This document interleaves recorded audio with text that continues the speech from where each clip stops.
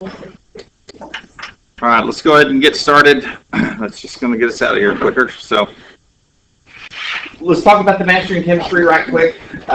So you had 2 assignments that were due last night. At least everybody got started on them. I saw that. There were a few of you that didn't quite get through the entire assignment. So how many attempts did you get before you counted it wrong? Anybody go through all of them? We had 5 attempts, right? So the way that works, if you get it right on the first attempt, to reward you instead of just trying to guess answers, you can actually get bonus points. So a couple of you can get more than 100%. So a couple of you finish with more than 100% on that. So if you exhaust all of if you get it on the 5th attempt, you don't quite get full credit for it. So it's in your advantage to try to figure out how to do the problem instead of just doing randomly. The second thing is some of the problems are marked tutorial problems. The tutorial problems have some self-help tips. You can ask for hints down at the bottom and go through and try to let those help you work some of the different types of problems. The other resource that you have are the videos that I make, and you can go through and look at those videos. But those of you that didn't complete it yet, there were 5 or 6 of you that had less than 50% of the problems done. Do them tonight. Okay, you still can get up to 85% of the credit doing them tonight. Okay, so it's in your advantage to go ahead and get those points out of it. So the way the class is set up, on Tuesdays, we're going to work some problems at the end of the chapter. So these are I call them EOC, end of chapter problems. That's what's at the end of the book, and I've just copied the ones out of the end of the book. These are much like the mastering chemistry assignments that I give are either tutorial problems, so they have the self-help, or they're the end of chapter problems. They're going to be just like the ones that I'm going to do in class. Now, you may have something that's slightly different in your mastering chemistry homework, but some of them are going to be the exact same problem. So on these, I'm going to ask for your help or your input on these. If I don't, I tried to do it a couple of times where I would have student volunteers come up and do it, and nobody wants to volunteer. I understand that. We're not doing them for credit or anything, so we ate up too much time and couldn't go through the problems fast enough. These will be recorded. You can go back and review them anytime you want to. They will be in where the content is. There's a folder called EOC Problems, and that's the videos that we do for every Tuesday. Before we do the pre-lab, we're going to go through these. Now, there's going to be a couple of Tuesdays where I'll cut these pretty short, and pre-lab will be pretty short, and we'll go downstairs and do an hour of experimentation, but that won't be this week. So this week we'll do these, we'll do the pre-lab, we'll probably get out here just a little bit early. Not a terrible thing. And then Thursday we'll come back in, we'll drop our books off here and go directly to the lab and get started. All right, so remember at the end of the pre-lab, you're going to need to write that introduction statement that I told you about. So you're going to need to fill that out. We'll go over that again when we finish up, but you're going to need to fill out something today, write 2 or 3 sentences or a paragraph about the objectives of what we're trying to accomplish today. Bring it up, let me initial it, and then you'll be done for the day. Okay? All right, so as I'm working through these problems, if you don't understand anything, you don't have to raise your hand, just speak up. Okay, let me clarify it to you if you don't understand it. My goal, this is an open dialogue time for you to ask any question that you want to ask. That's the way that I've set up this period of time, and hopefully we can allow up to an hour a week if we need it. I can go through a lot of problems at the end of the chapter in an hour. So just use it to ask questions for things you don't understand. This one's much like, this is the first question. It's much like one of the clicker questions we had. In fact, it maybe exactly like one of the clicker questions we had. It says, classify each one of the substances as a pure substance or a mixture. And then if it's a pure substance, is it an element or compound? And if it's a mixture, is it homogeneous or heterogeneous? Okay, so what about something like wine? Is it a pure substance or a mixture? All right, it's a mix. Okay, so, and then if being a mixture, is it heterogeneous or homogeneous? Most wines are single phase, so it would be homogeneous. So we're going to put homo on that one. So that's the abbreviation. All right, so if we look at something like, I'm just going to do 2 of these, or 3 of these. So what about beef stew? Mixture? Most of the time when you see stew, you see some carrots and some potatoes and some beans and chunks of meat and stuff. So it's got unlike parts that you clearly distinguish. So that's going to be an example of something that's a heterogeneous mixture. Okay, last one. We'll choose this guy. Carbon monoxide. Okay, so our first question, is it a pure substance or is it a mixture? Okay, so it's an example of a pure substance. And then is it an element or a compound? From the naming, we haven't really talked about what the naming means, but probably pretty easy to figure out that that's multiple elements in there. It's got carbon and oxygen put in it. So it is a compound. And that's kind of the mindset that you have to work through on those problems. All right. Table 40 is pretty similar. I'm just going to do one of those just to show you what it's looking for, and it's looking for the exact type of thing. Something like coffee, is it a mixture or pure substance? You know, all know what coffee is. It's got water and then other things and sugar or creamer or whatever you put in it. And is it the type? The type is going to be the type of mixture. It's a homogeneous mixture. Okay, so it works the same way. Right, this is a visual representation of the same type of things. And I like to ask these as test questions as well if you look at the old test. So we want to look at these pictorial representations and try to figure out what we have. So in A, let's see, well, we want to know the same question. So we want to know, is it a pure substance or is it representing a mixture? And if it's a pure substance, is it an element or a compound? And if it's a mixture, is it homogeneous or heterogeneous? So exact same questions. So what do you say about A? Okay. Why do you think that? Because it's all the same and it's all Yeah, so all of the atoms represented there are the exact same color. They're the yellow color. So I would agree with you 100%. It's a pure substance. And the fact that there's no variation in it, there seems to be only one type of atom, we'd go with element. Okay, so let's go down and let's try something different. What about if I jump to this guy? Look at it and see what you think.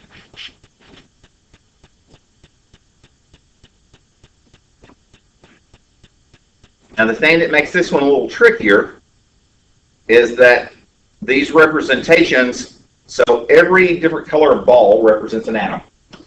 The black balls represent carbon, the white balls represent hydrogen, and the red represents oxygen. That's actually representing ethanol, ETOH. So CH3, CH2OH. Okay, so they're in all types of different orientations, but they're all the same one. Okay, they're just facing different directions. But if I look at all of them, they still have that one red oxygen on every one of them. So it's a pure substance.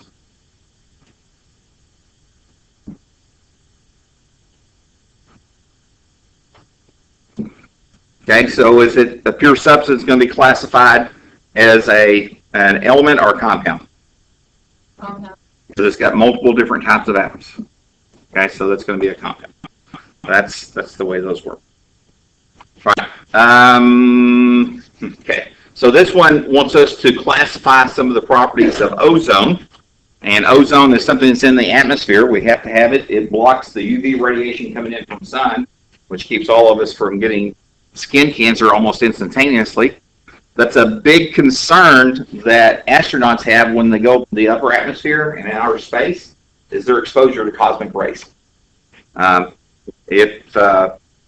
That's one of the things that they've designed, like the International Space Station, where astronauts may spend months of time of floating around in space. They're above the atmosphere. They don't get the protection the atmosphere offers us, so they have to design, when their space suits have special liners in them, as well as the cabins and everywhere in the ship to block the cosmic rays, including UV radiation. Otherwise, the exposure to UV radiation would pretty much sterilize anything pretty quickly. That's one of the common ways that we use to sterilize things. If you want to kill a virus, you want to kill bacteria, you expose it to high intensity UV light, and you kill everything really quickly. Okay. Thing I'll warn you about UV lights, especially black lights.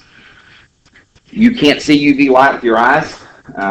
Short-term exposure can cause serious damage to your eyes. So be careful if you know somebody that plays with a black light, or even going to a club that's got black lights, looking up, staring at that thing. It doesn't appear that bright, but you know how it makes things glow. There's a lot of intensity of light coming off of those, and they're not regulated in any way. So looking at some of the properties, we want to try to figure out simply, is it a physical property that's describing ozone, or a chemical property? All right, so the first one says that it's blue in color. What do you think that would be? Is that chemical or physical? Physical. That's the things that we describe with our senses, that we see, we taste, we smell. Those are all physical. So physical properties. What about pungent odor? Physical. All right, very reactive. Yeah, chemical changes were represented by chemical reaction. That's one of the last things that we talked about. All right, so decomposes on exposure to UV light. Yeah, that involves kind of the key word there is decomposes is another word for reaction. Okay, so it's a chemical event that's occurring. All right, how about the last one? Gas at room temperature. Okay, so that's just describing the state of matter, and that's physical property, solid, liquid, gas. So that's physical. All right, similar type things, classify each one of the properties as physical or chemical. So the boiling point of ethanol, that's a physical. All right, the temperature at which dry ice evaporates, that's a physical. That's describing a property of matter. It doesn't require a chemical reaction to occur. It's a phase change. All right, the tendency of iron to rust. Chemical, that's the one I gave you in class, so everybody should know that one. All right, the color of gold. Yeah, these are not too tough.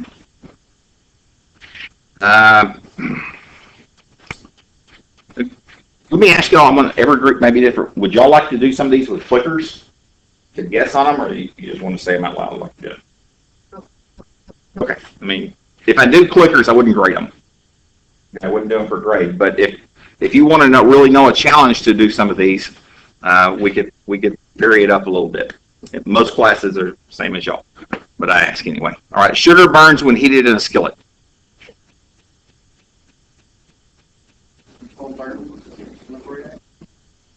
Okay, who's my cooks in the room? What happens? You put sugar in a skillet, heat it up. What's it turn into? It turns, and what's it turn? Caramelizes. Exactly what it does. So that's how you make caramel. So it's a different chemical substance than it was before. When it cools back down, it's no longer be sugary. It's something new and different. That's a chemical. All right. When sugar dissolves in water, that's a physical because it's just a phase change. I can evaporate the water off and the sugar will still be there as long as you don't apply heat to it. All right. A platinum ring becomes dull due to continued abrasion. That's physical. Yeah. So that's how it's just reflecting light. A silver surface becomes tarnished after exposure to air for a long period of time. That's a chemical change. Yeah, these are some. So the ones in mastering chemistry that you'll do, you've got a drop-down box. You've got to drag them into the appropriate area. So there's a bunch of different properties, and you've got to drag it into a window where you've got to take these 6 or 8 things and put it either a chemical or physical change. All right, let's do a couple with temperature conversions. We were kind of mixed. Most of you had temperature conversions down, but I'm just going to do a few of these. So I'll just choose A and one of the other ones. So I'll do A first. So here's our formulas we used. I want to go from temperature in Fahrenheit to temperature in Kelvin, or Celsius. So it's the temperature of water at sea level. Actually, I know this one's off the top of my head, but I'm still going to put it in the formula and apply it anyway. All right, so the formula that we have given to us has temperature in Fahrenheit, that's the form that we're given, and it gives us the temperature in Celsius as the output. So in this way, we can use the temperature just plug and play, or the formula is plug and play. We just got to throw it in the equation. So the temperature in Celsius is equal to the temperature in Fahrenheit which is 112 less 32, and then divided by 1.8. So on the top, if I subtract, that's 180 divided by 1.8. If it's not 100 degrees, we're all in trouble. 100 degrees Celsius. All right, so that's the boiling point of water, and that's a standard that we use on the scale. Okay, let's do a different one. Okay, let's do Kelvin to Fahrenheit. Okay, let's do C because it involves a couple of steps. All right, so with C, we need to go Kelvin to Fahrenheit. That's the lowest possible temperature that we could do, and it gives us the coldest temperature, which is 0 degrees Kelvin. And I want to convert that to Fahrenheit. So in my strategy I have to use for this one, I have to first go from Kelvin to degrees Celsius, and then once I get degrees Celsius, I'm going to have to convert it to degrees Fahrenheit. So this is a two-step. So the first thing I'm going to do is apply, if I call these equations 1 and 2, I'm going to take equation 2 and rearrange it to say the temperature in Celsius is equal to the temperature in Kelvin minus 273.15. Okay, so I'm going to take that portion of it. All right, so I'm going to plug that in. So temperature Celsius equals the temperature in Kelvin, which is 0 less the 273.15. Now our negative has to be conserved, so 0 minus that is just a minus 273.15, and that is temperature in Celsius. Now the next step is I want to go from Celsius to Fahrenheit. So this is where I've got to use this formula again. So now I know what the temperature is in Celsius, that's the known. My unknown is what is the temperature in Fahrenheit. So I've got to rearrange the formula to do this.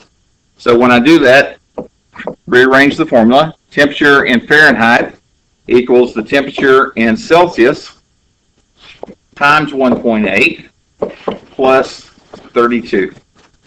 Okay, so remember that you do order of operations, you got to do the multiplication first before you do the addition.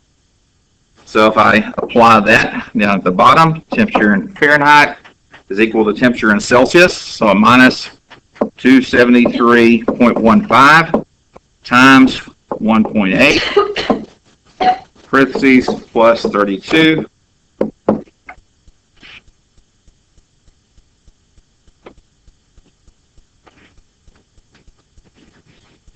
And it's a minus 459.67 degrees Fahrenheit. And we have 2 decimal places on it, so we would conserve 2 decimal places in our final answer. All right, question on that one? Simple enough. All right, the warmest temperature ever recorded in the United States is 134. Y'all want me to do another one of these? Same type problem. Are y'all good with that? Okay. All right, so same type of thing. On this one, you would go from Fahrenheit's the given, you know this. You would find out what Celsius is. That would answer that portion of it. And then to convert it to Kelvin, you'd plug it into this formula and find out what Kelvin is. Same thing. Okay. One of the things that challenge you, based on my experience, is the application of metric prefixes. So what we want to do here is to use the metric prefixes to express each measurement something. So let's say without the exponents. So I want to get rid of the scientific notation on these. Okay, so these are my metric prefixes that we've got to use. And we want to try to convert these into something that gets rid of the scientific notation. Okay, so if I think about how to approach these.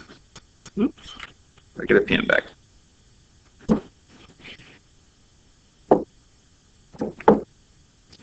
So I'm going to choose the first one, A here. I've got 38.8 times 10 to the 5th grams. Okay, what's the closest metric prefix that's going to be to that, to 10 to the 5th? Kilogram? Well, kilograms 10 to the third. The closest one would be the mega at 10 to the sixth. And that actually would fit really good because this is 38.8. So if I look at the relationship, there are 10 to the 6 grams per 1 megagram. Now this is what we call the dimensional analysis or factor analysis. What we want to do is set up our conversion factor so that the units cancel out and we're left the units that we want as the final answer. So if I take in my calculator and think about what this is, I'm going to rewrite this portion of it. So 38.8 is the same as 3.88 times 10 to the sixth. Right? Now you could put that in your calculator as 38.8 times 10 to the fifth and divide it by 10 to the sixth. Or if you want to go ahead and convert it, it's 3.88 times 10 to the sixth. And the reason I chose to do it that way is because I can see my 10s to the sixth cancel out. And then I'm just left with my answer. So I've got 3.88 megagrams. Okay, I'm just getting rid of the scientific notation. Okay, the thing I would encourage you to do in your calculator is to take and make sure you and your calculator like each other enough that you can plug this into it and get that out of it. Yes? Will that graph me on the test? Because Yes, the first test. Yeah. I'll give you this complete table. Yep. Probably give it to you for the first two tests towards the end of the year. These common ones that I've got highlighted, I'm going to expect that you've known those after 6 months or 3 months of doing this. Yeah. Okay, another question? All right, let's look at a different one. Let's go ahead and do B, because my experience is this is something we struggle with as a class quite a bit. So we've got 5.22 times 10 to the minus 10th seconds. All right.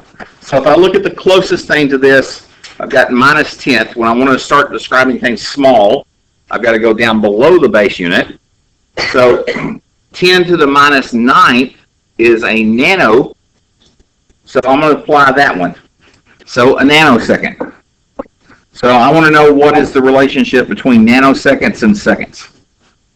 Okay. So how many nanoseconds per second? So help me figure out, what would I put on top? Is this 1 or is this 10 to the minus 9th, or what would I put? 1. 1 second is equal to how many nanoseconds?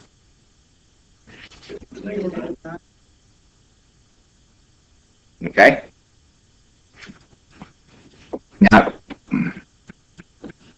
this is where you've got some options on what you write here, and I want to make sure that this is clear. So the nanos is smaller. So there's a bunch of them per 1 second. So there are 10 to the 9th nanoseconds per second. You could also write the same thing, and I'm going to write it underneath it. You could say that there are 10 to the minus 9th seconds per 1 nanosecond, and substitute that in for this term. Both of them will give you the same answer mathematically. So multiplying by 10 to the minus 9th or dividing by 10 to the 9th are mathematically equivalent. And both of them will cancel the units out the same way.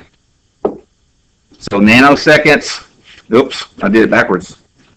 Now, here's where I find out I've messed up on my factor analysis.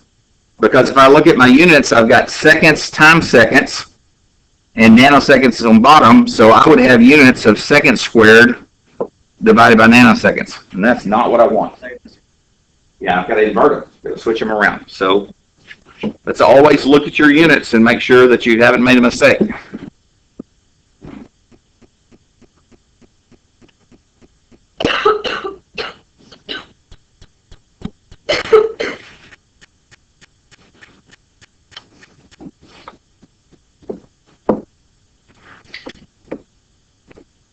So I want seconds on bottom, nanoseconds on top. Now things will cancel out. So I've got 1 second, or 1 nanosecond is 10 to the minus 9 seconds. Now my units make sense. So a second cancels out top and bottom. I'm left with units of nanoseconds. What do I get if you take your calculator and divide it out? 55.2 times 10 to the minus 10 divided by, mathematically, this is equivalent to 1 times 10 to the minus 9. Let's put it in your calculator. Minus 9. So how many nanoseconds is that?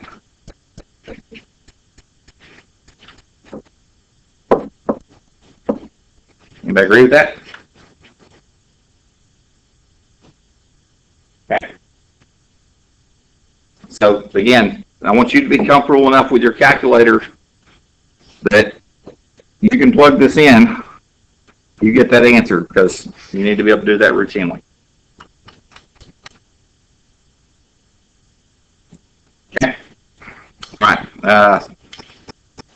Let's do one more.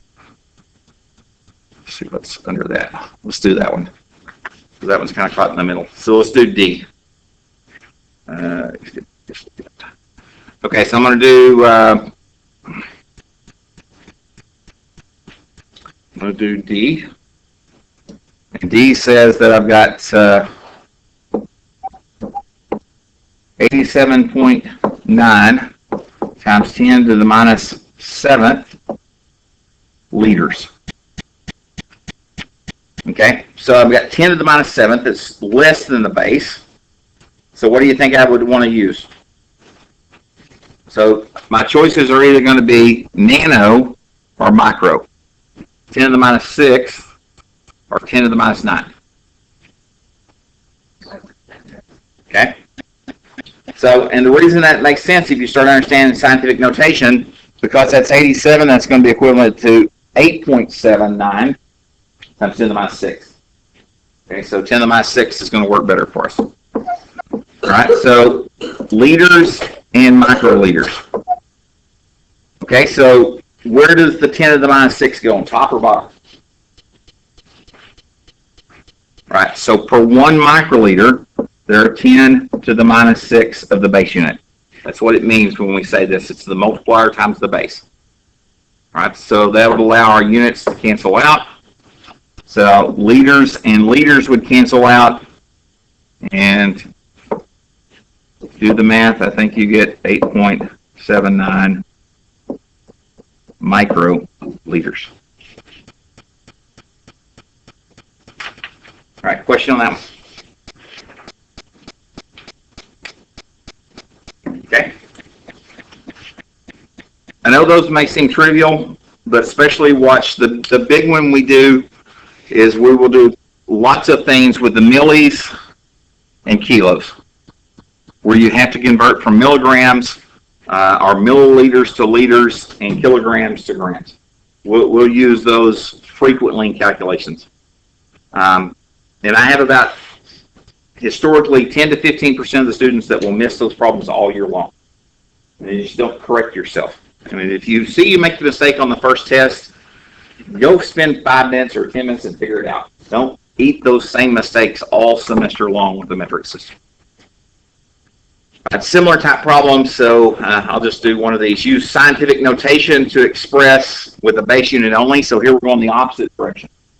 So in the first one, we've got 35 microliters. So you've got 35 microliters, and I want to take it back to liters to know how many liters that is. So all I need to do is know the relationship between that prefix and the base unit. So the term micro means 10 to the minus 6. So for 1 microliter, there are 10 to the minus 6 liters. So now if I'm going to write that out, it would be 35 times 10 to the minus 6 liters.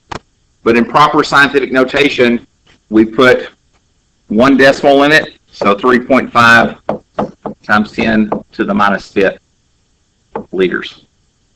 Would I accept both of those answers as being correct? Absolutely. But we want to learn how to use correct scientific notation, which is a number, a decimal, and a number. Okay. Question on that one? All right. Just do the do D. So 1.5 centigrams. You just don't hear the term centigrams because kilograms are what we use. But the centa prefix means 100, so it's 10 to the minus 2 of the base unit. So that means 1 centigram is 10 to the minus 2 grams. The units of centa would cancel out. So I'd have 1.5 times 10 to the minus 2 grams. And when you get something like that, you could write it out either way as a number, but in this one, it asks us to use scientific notation, so that's the way we need to apply our answer in scientific notation. Right? A part of the learning curve is you're going to learn with mastering chemistry is it wants answers in a particular way. And if you think you've got the right answer, don't use all your guesses, okay? Because sometimes it's just the way that it wants the answer presented that's odd. Something I sent out, if you looked at your email this morning, I sent out an email about the tutors that are available. So we've got 3 different upperclassmen that are working as tutors. They'll can meet with you at those set times. A couple of them can do it by appointment. The department pays for those completely, so no cost to you. You just need to pick a time if you need help and go there and meet with them. The room that they typically meet in is 214, so it's on the end of the hall on the second floor, the south end of the building. It's what we call the seminar room. It's just an open room. There'll be lots of other students in there. Students study in there a lot that are majors. But there are 3 computers in the back of the room. You can open up your mastering chemistry in there if you have a problem with it, and they will help you work stuff. They know not to do it for you, but they'll assist you if you have questions. All right, and every one of them have been using that mastering chemistry software for a couple of years. They know how to use it. Okay. All right, complete the table. All right, these are just more conversions of units. We'll just do the top row. All right, so I've got distance over time. So the distance is kilometers, and the time is in seconds. And the first thing it wants us to do is go from kilometers to centimeters per second. So whenever you have something like this, the way that I encourage you to set up a problem like this, go ahead and break it into the individual components. And realize there are 2 different things that we possibly need to look at. We've got a unit of length or distance on top, and we've got the passage of time on the bottom. And we can treat each one of those conversions independently, but we can still treat it as one problem. So we want to go from kilometers to centimeters in the first one. All right, so the common thing that I would tell you to do, you make and look at this table and figure out what that conversion factor is in your head directly to go from kilometers to centimeters. If you can, and if you're comfortable enough with the metric system and want to put that factor in there, that's fine. I would encourage you to go to the base unit and then go from the base unit to the next division. So the way that I would tell you to approach it is to go from to kilos, and 1 kilo is 10 to the 3rd meters. So that's the relationship for a kilometer. And then go to centi. So centimeters to meters, and centi, 1 centimeter is 10 to the minus 2 meters. And if I look at what happens to my units, meters and meters cancel out, kilometers and kilometers cancel out. I'm left with centimeters over seconds, which is exactly what I want. That tells me I've got my dimensional analysis set up correctly, and I'm working my problem right. Okay, so if you look at this, 10 to the 3rd divided by 10 to the minus 2 is 10 to the 5th. So if you could see in your head that this conversion factor was multiplying by 10 to the minus 5th, you want to do it in a single step, I'm fine with that. Just realize if you miss it, you miss it. So however way you're comfortable enough with a metric system to do. So you multiply that out and you get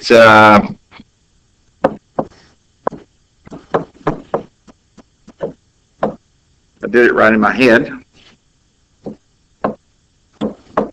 Did I get that? Did I do it in a calculator?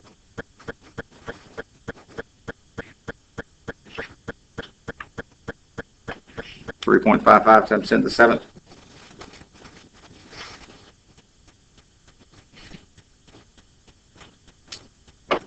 Break that down how you did that? Again? Break it down how you did that. Well, I knew that this step was 10 to the 5th, and then I just multiplied this out in scientific notation of how I did it. So 355 times 10 to the 5th, and I moved the decimal place over twice to get it to 3.55. Move the decimal place to the right, you add scientific notation. So 10 to the 7th, that's the way I did it, but I may have made a mistake in my head. Okay. Did you not divide the 5? The 5. Oh, that's the second in mine. That's an S, sorry, yeah, that's an S. All right, now let's go ahead and do the second part of the problem. So we've got this guy, we know it's 3.55 times 10 to the 7th. Now let's take it to meters per millisecond. So if we're going to do that one, I've got 355 kilometers per second. Now on this one, I'm going to make the conversion to meters and milliseconds, so we're doing two different changes, but they're two different ones. So I've got to take my kilometers and go to the base unit, meters. So kilometers to meters. For 1 meter, or 1 kilometer, there are 10 to the 3rd meters, just like we did in the last one. The one that's different is we want to go from seconds to milliseconds. So in 1 millisecond, there are 10 to the minus 3rd seconds. So I've got millis at 10 to the minus 3rd and kilos at 10 to the positive 3rd. Okay, so let's just look at the units first, then we'll see what else happens. So seconds and seconds cancel out, kilometers and kilometers cancel out, and I've got units of length in meters over milliseconds in time, and that's what I want, so that looks good. Okay, so what happens in the calculation on this one? What happens when I take 10 to the 3rd times 10 to the minus 3rd? They completely cancel out. All right, so the answer is simply 355 meters per millisecond. All the other ones work in a similar fashion. Do a single step, single conversion at a time, and if you have to do multiple conversions, add another step in there. But just treat one unit change at a time. Conquering the metric system. Okay, so given a number of scientific notation, we want to,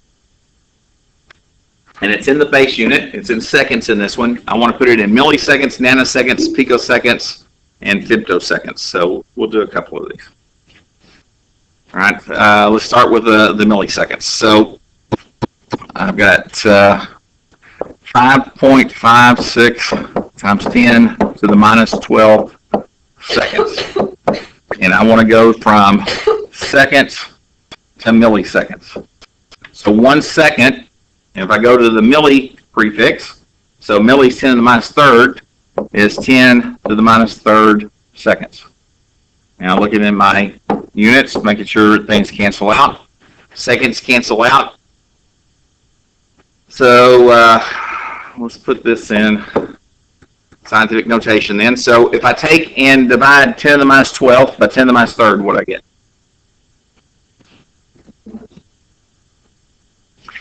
10 to the minus 12th divided by 10 to the minus 3rd.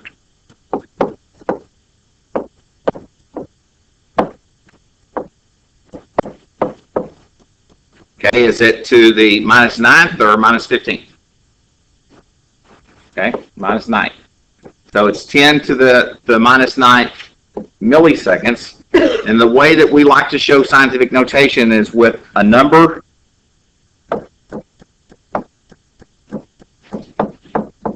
and then a decimal, and then continuing numbers if we need it.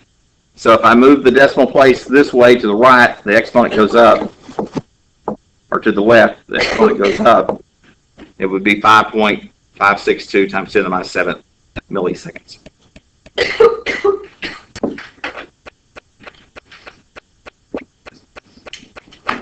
Okay, question on that one?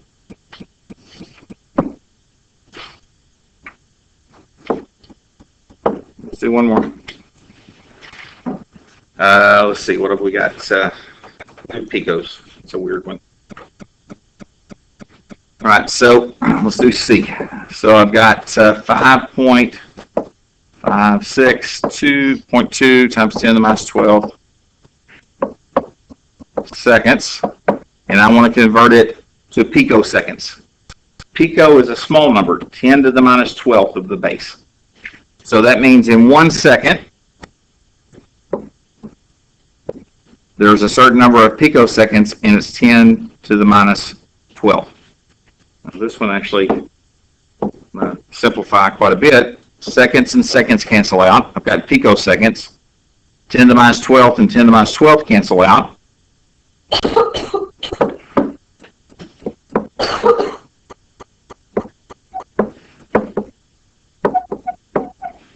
So 556.2 picoseconds, that's perfectly acceptable. You could put it in scientific notation if you want to, but not required.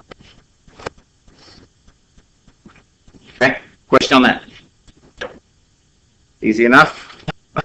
I hope these are boring you and you got a firm foundation in the metric system. I know the reality is some of you don't. And that's one of the things about this class, that we vary on our experiences of what we have. Some of you have strong, solid foundations. You may have had AP science classes for a couple of years. Some of us didn't. And some of us are a little behind you, but we're going to catch you by the end of the semester. Okay, so this question says, how many 1 centimeter cubes would it take to construct a cube that is 4 centimeters on edge? And this is just kind of a problem-solving, critical thinking. I've got a 1 cubic centimeter, or 1 centimeter cube. So it's 1 centimeter by 1 centimeter by 1 centimeter. And I want to know how many of those it's going to take to fit inside of a cube that is 1, 2, 3, 4 centimeters long. So now this one's got similar dimensions. 1, 2, 3, 4, close enough.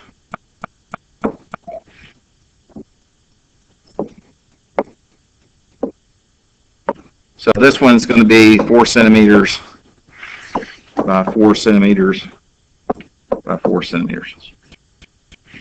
Okay, so how would I approach solving that problem? Okay, if you want to find out how much space it occupies, to fill that space up, we need to find the volume.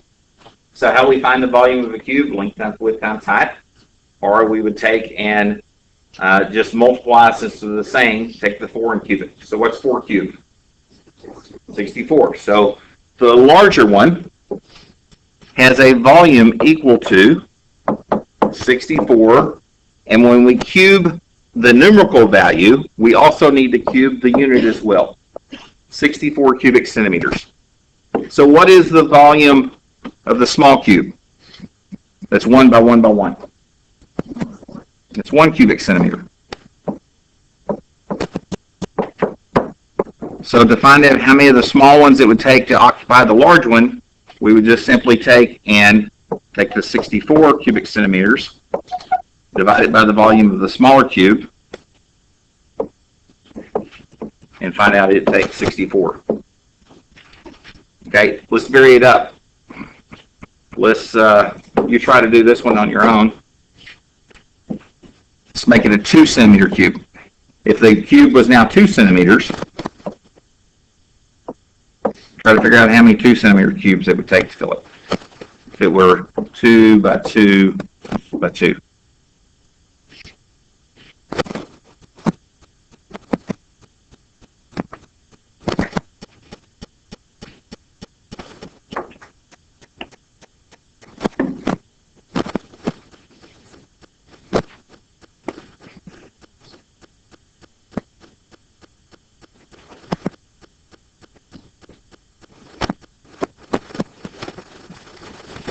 right, so what's the volume of the red cube now? It's 2 by 2 by 2. Okay, so 8 cubic centimeters. So we just take the 64 divided by the 8 cubic centimeters. Now for the larger size, it's going to take 8 cubes. Okay. All right, those are just thinking problems. So the last set of problems here are talking about density, and density is something we're going to talk about in the notes. So until we cover that material on Monday, I'm not going to go look at those first. Not on Monday, on Wednesday. So we'll probably finish up most of the chapter on Wednesday. If we don't, we'll certainly finish it on Monday. But on Tuesday, as part of our pre-lab, I'll finish up the rest of the problems in this chapter. The assignments due on chapter 1, the 30th. That's Thursday. Is that Thursday? Yeah. So you'll have 2 days after we go back and finish these last few problems up. But honestly, the stuff that we've talked about is at least 75% of this chapter 1 assignment. So you can go get a good start on it if you choose. Okay. Let's stop this right quick. All right.